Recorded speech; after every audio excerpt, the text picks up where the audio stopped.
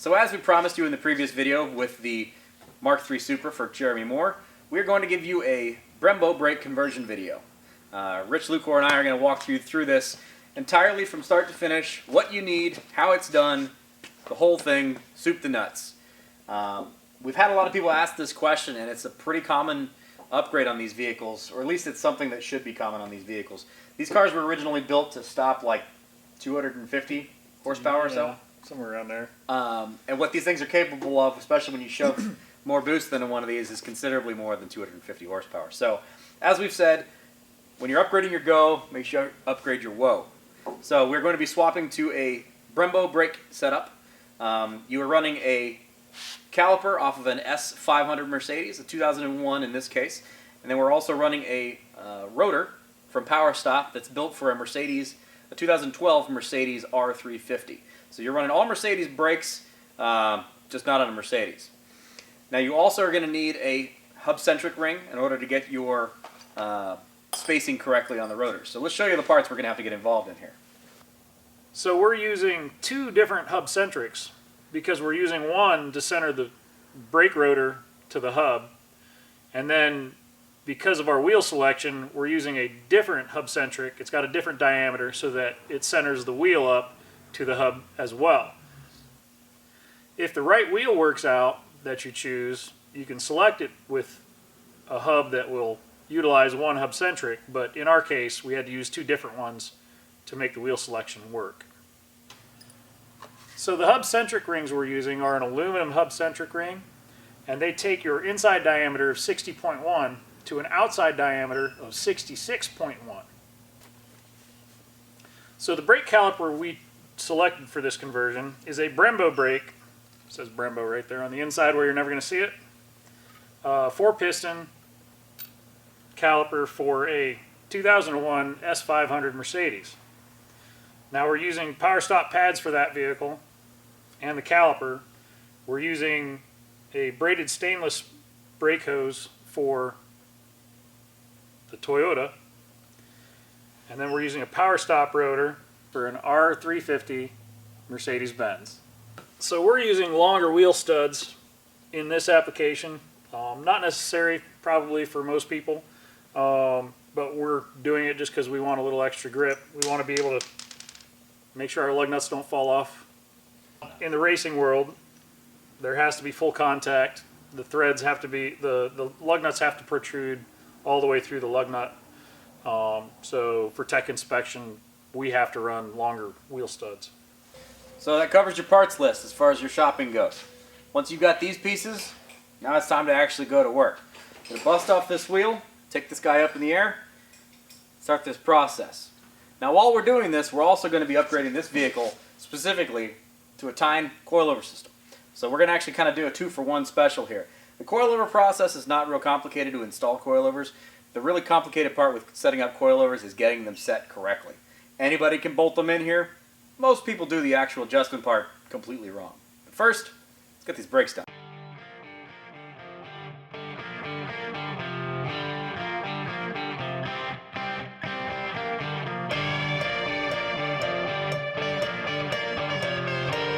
Those are some good crusty brakes. Those would have stopped it well. So as you can see, this car has been sitting for a bit. This brake rotor looks like it's been sitting in a lake for about 10 years. This car's been through a couple hands before it finally made its way to us so that we can make it better.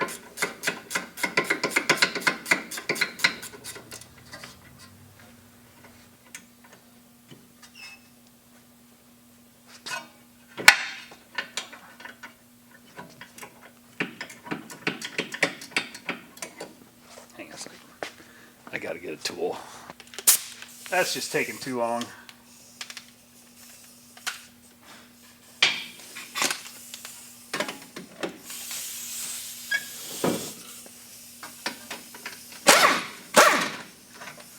That's so much better.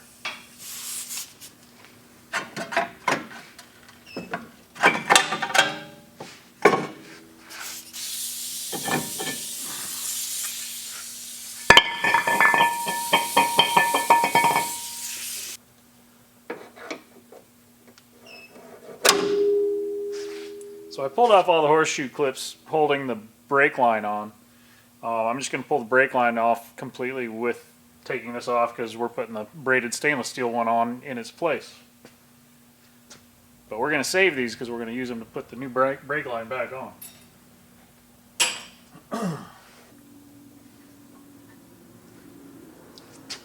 So we're going to just cut these brake hoses off because they're 30 years old. They're garbage. We don't want to use them. When you're doing anything with an old car, brake hoses is a really good thing to change for safety. So we're taking these single piston 2.5 inch pot brake calipers and we're going to replace them with the 4-pot Brembo brakes that have 4 1.25 inch pistons. So effectively more than doubling our stopping power in the front of this car. So we're going to remove this wheel hub so that we can put the new lug nut studs in because we want to be able to pass tech inspection with the lug nut studs passing 100% through the lug nuts. So I'm going to take this hub off the car real quick, knock the studs out of it, press the new studs into it, and then hang it back on the car. Sometimes you need 3 hands. As all things go on project cars. That's why when you quote time, labor time on project cars, you never get it right. There you go. No, I didn't. Why aren't you holding it? Go. Why aren't you holding it?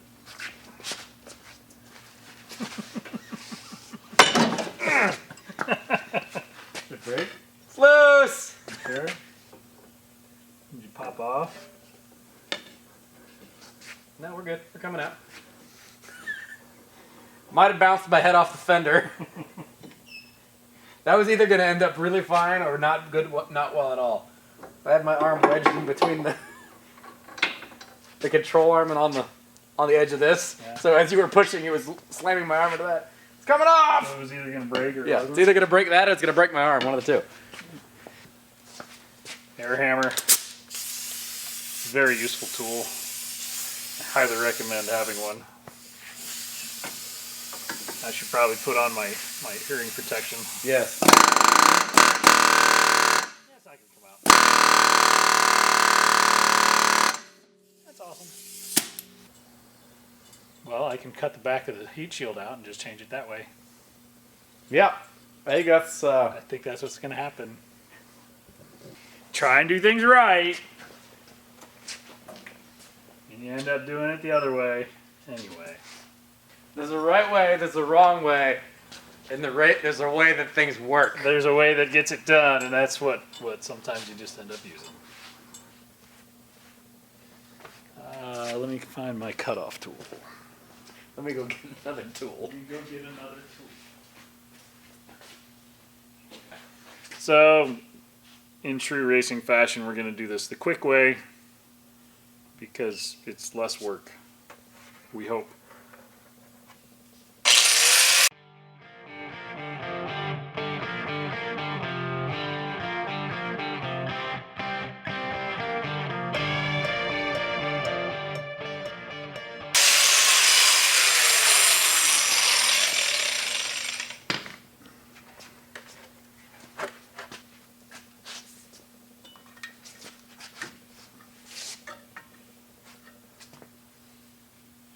Hey there, fella.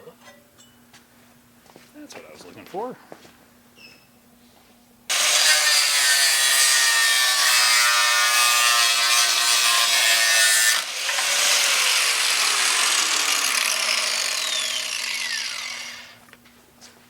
So now that we've created our window, we can get our lug nut stud out.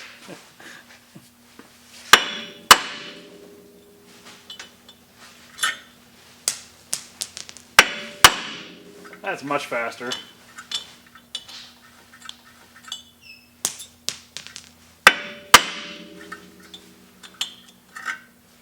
And that guy's probably held in by that, so let's go ahead and put these guys in.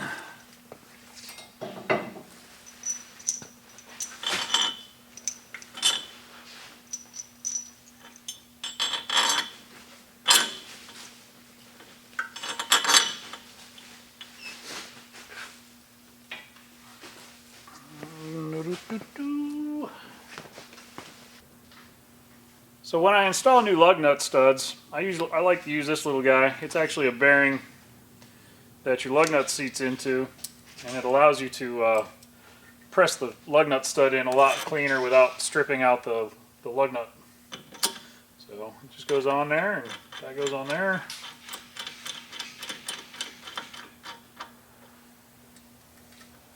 It squares itself up.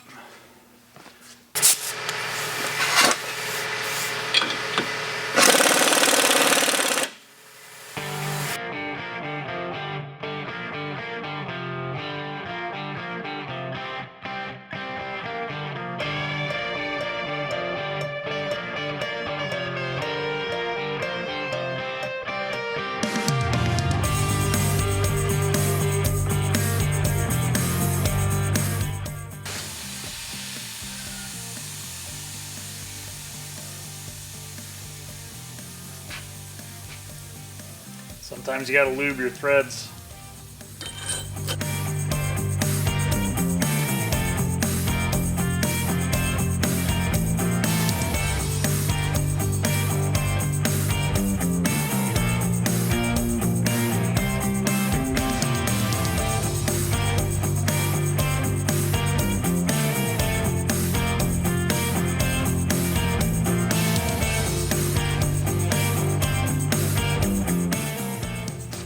Three studs in, 2 to go.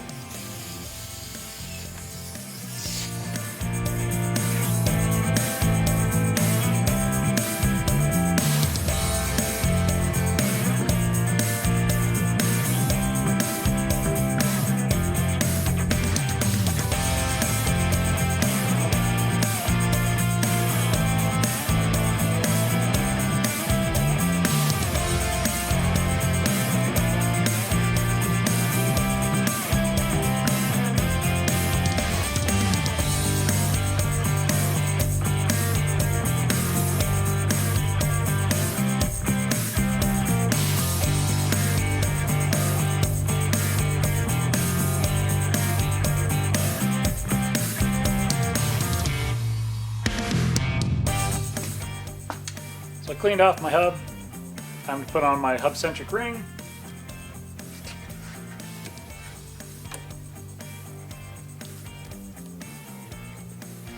It's nice and snug. Next is the brake rotor.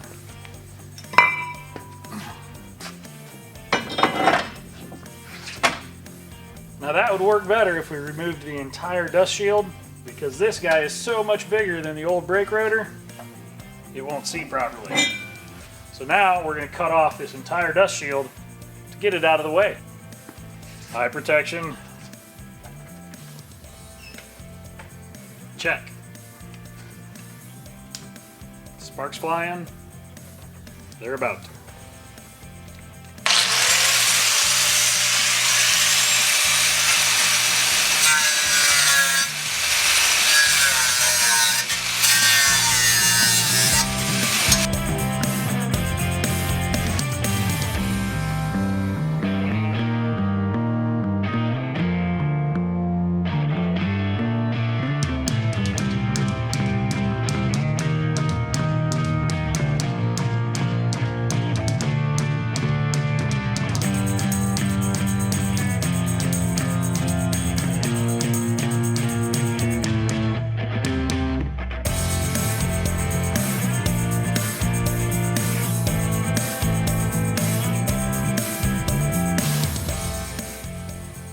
Well, there you go. Didn't need that anyway.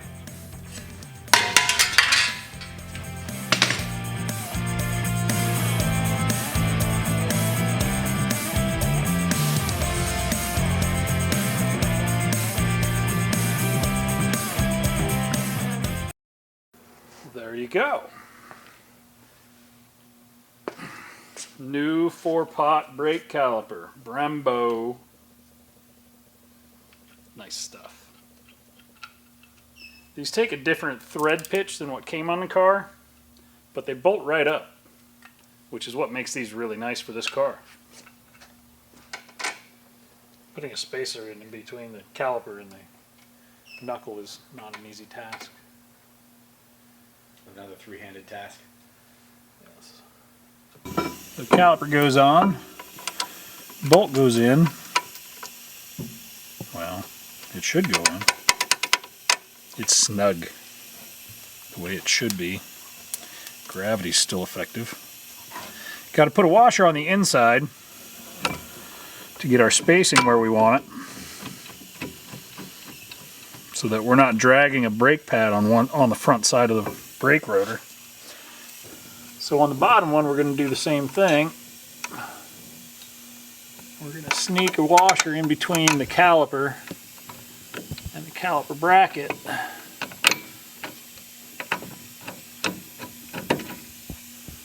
So the brake caliper is spaced away from the knuckle enough so that both pads are free and not dragging against the brake rotor.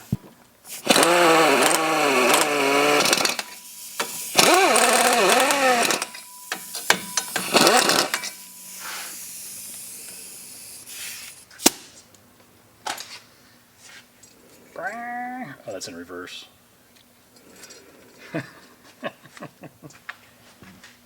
Well, there you go. No big deal. Upgraded the Mark III Supra to some nice big brakes, courtesy of Mercedes used parts. Everything here is not terribly expensive. It's all pretty reasonably attainable. The S500 calipers are getting to be a little tricky to find now that more people are starting to go this way. Rotors, no big deal. Everybody's still making those. So, again, it's a pretty simple process once you know what you're doing, when you have all the correct stuff. So, if you have any questions or comments or anything, always leave us a comment, leave us a question, leave us a like. Hopefully subscribe to the channel. We do stuff like this all the time. And as this project comes together, there's going to be a whole lot more to go. So, next step is going to be coilover, hang the wheel on this thing, and then drop the K-member out. Then the K-member comes out, the engine and transmission get fit. We test fit the engine and transmission. We start building the exhaust. And then a whole lot of stuff's going to happen real fast. Yeah, so we got, today's April 1st. We got 12 days to build a car. And that's not an April Fool's joke. No, that's not an April Fool's joke. So there you go. Hopefully you've enjoyed this. We'll see you next time.